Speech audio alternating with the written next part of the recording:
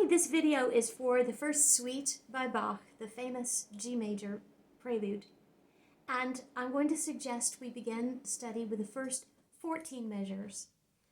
I always suggest and recommend the Bärenreiter edition, published by Bärenreiter and edited by Wenziger. And if you have this edition, there is a very important preface and some very great remarks that you should read, the English translation in the preface. And it will help you understand how sometimes my bowing preferences as a performer and teacher are different than what we have of Bach's bowings. I've come to appreciate only what Bach wrote that we know, with very few slurs, like this.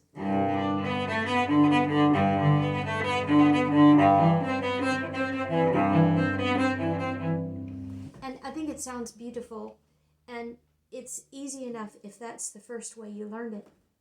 I can't manage it as easily because the first way I learned it had these slurs. So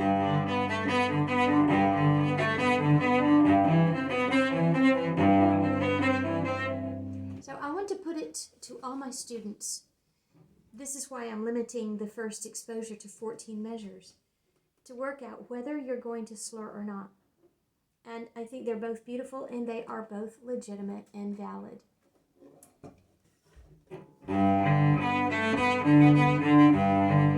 Détaché.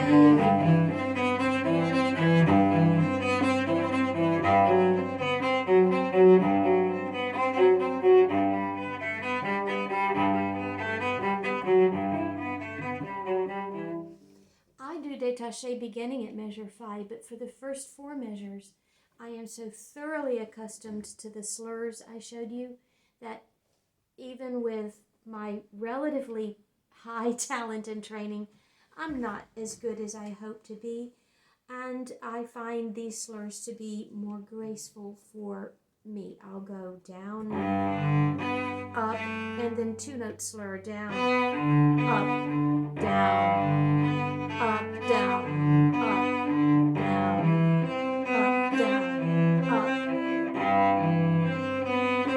With the same pattern for 4 measures in a row.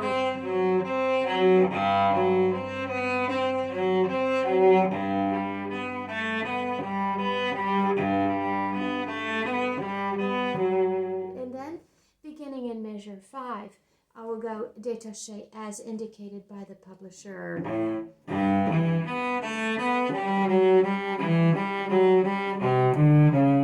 And then 6, I return to the same pattern as in the first 4 measures. Down, up, down, up, down, up, down, up. And 7, as printed. And then measure 8, the slurred pattern again.